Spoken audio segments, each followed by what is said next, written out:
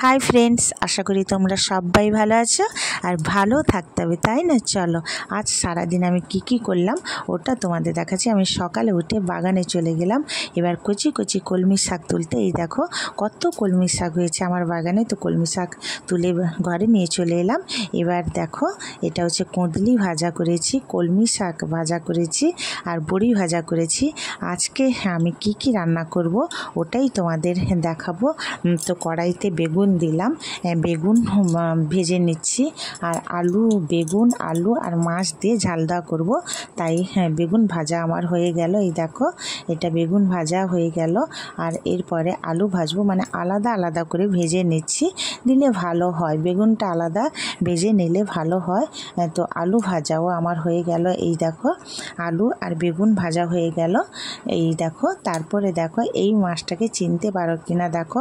এই মাছটা হচ্ছে আমাদের এখানে শিলামুড়ি মাছ বলে, তোমাদের কি মাছ বলে আমি জানি না, তবে আমার এখানে শিলামুড়ি মাছ বলে। তো শিলামুড়ি মাছ আলু বেগুন দিয়ে ঝাল দেওয়া করব। তো মাছও ভাজা হয়ে গেল। এই মশলা দিয়ে ঝাল দেওয়া করব। পেঁয়াজ টমেটো কাঁচা লঙ্কা আর সর্ষে রাই বাটা একসঙ্গে করে নিয়েছি। তো ঝাল দেওয়া হয়ে গেল। তো এই দেখো মাছ ভাজা আলু বেগুন ভাজা হয়ে গেছে। মোটামুটি আমার শিলামুড়ি মাছের ঝাল দেওয়া কমপ্লিট। এইবার এটা হচ্ছে ঝিঙ্গার খোসা। ঝিঙ্গার খোসাকে সেদ্ধ করে নিয়েছি, তারপরে মিক্সিতে ওই খোসা আর রসুন কাঁচা লঙ্কা কালো জিরে বেশি করে দিয়ে বেটে নিয়েছি। ওটা হচ্ছে কড়াতে নাড়িয়ে নিতে হবে, মানে যেটা রায়তাও বলতে পারো। তো দেখো আর এটা হচ্ছে ঝিঙ্গা, আমার ঢ্যাঁড়সটা দেখালাম ওটা সেদ্ধ করব। তো এটা ঝিঙ্গা আলু দিয়ে পোস্ত করলাম। তো এই দেখো আমার পোস্ত রান্না হচ্ছে। তো আমি রান্না ঠিকঠাক পারি না, তবুও রান্না তো করতেই হবে। তো আমার পোস্ত কমপ্লিট হয়ে গেছে। এবার এই মাছটাকে দেখো, এই মাছটা অবশ্য সবার ঘরে খায় না, তো আমার ঘরে খাই। এই মাছটার নাম হচ্ছে লোটে মাছ, আবার অনেকে বাবলা মাছও বলে।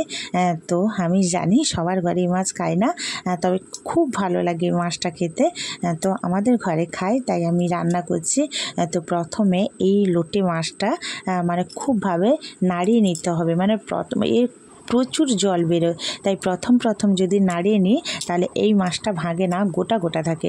আবার অনেকে ভেঙে ঝুরি ভাজা মতো করে খায়, তবে আমাদের ঘরে গোটা রান্না করে খাই। তো হয়ে গেল আমার রান্না কমপ্লিট। এই দেখো ওই ঝিঙ্গার রায়তা পোস্ত মাছের জ্বালা মাছের টক আর লোটে মাছের তরকারি হয়েছে। তো দেখো রান্না আমার কমপ্লিট হয়ে গেছে। জানি না খেতে কেমন লাগবে, তবে চলো আজকের মতো টাটা বাই বাই। সবাই খুব ভালো থেকো।